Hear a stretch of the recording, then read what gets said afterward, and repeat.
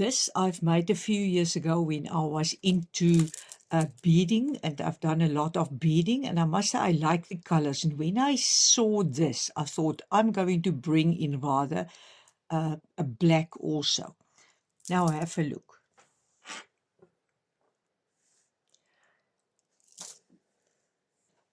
I cannot actually believe how a real simplistic pattern can turn into something so lovely when you just bring in the correct colors, because immediately it pops and I just love it.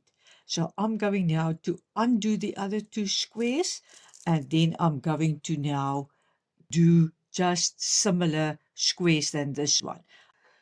Here you can see the width of this one is 33.5 centimeters. So the circumference will be 68 centimeters. I've experienced that 60 centimeters up to, I would say, maximum of the 68 is a fine circumference for me.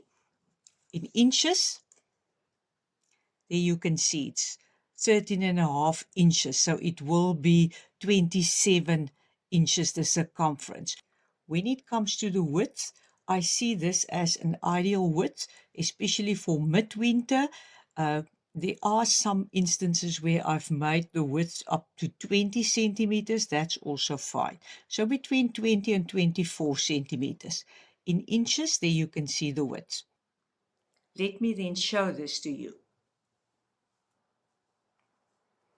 I have done a little border for it, but I didn't want actually the border to take center stage. You can see that it flops down. You won't feel claustrophobic in it because there you can still see there's enough space around the neck, and the fact that it's wide makes that it sit quite lovely around the neck. But I've also learned a lesson here. Don't be too critical on yourself. I'm going to enjoy this scarf because I thought there's no way that I'm going to undo it. But now I can share with you what you need to do, then maybe right.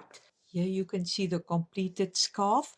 I have crocheted 3 squares this size. Here you can see that one square was now done with black in the center. Then the next square was done with brown in the center. And then it works out when I did the joining round, I have 2 rows of black granny stitch next to 2 rows of brown granny stitch. But now, because there are only 3 squares, if I put the third one to be black, then it's adjacent to this one. If I put the third one to be starting with now the brown, then it's adjacent to this one. So no matter what you do, if you don't have a solution, then it will end up like this. And I realized only after I have then crocheted the border that there's such an easy solution for this. So after you finish both of them, whether it's now with 2 brown centers or 2 black centers and then the other one brown, all that you do is, after you've crocheted the third square, is before you start joining them, you just make 2 rows here of granny stitch just at this side. So join brown yarn, and let us say you're going to add now the 2 rows to this, the right hand granny square. You will go down and make granny stitch, come back, and when you come back you join them.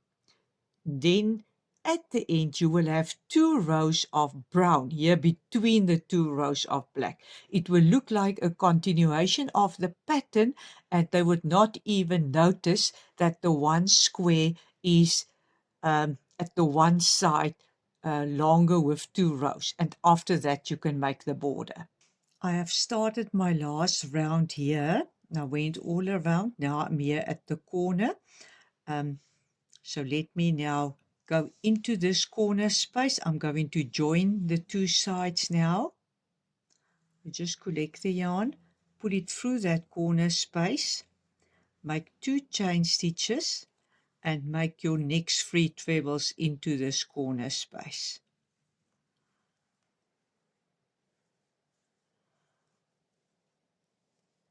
Then again 1 chain. After you've made the 3 trebles, go into the next space between 3 trebles, 1 chain, and go and make the next 3 trebles.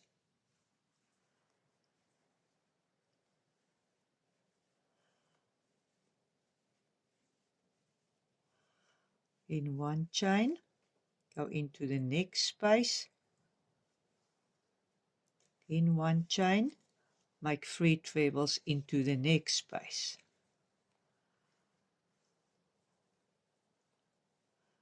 And like that we will carry all around.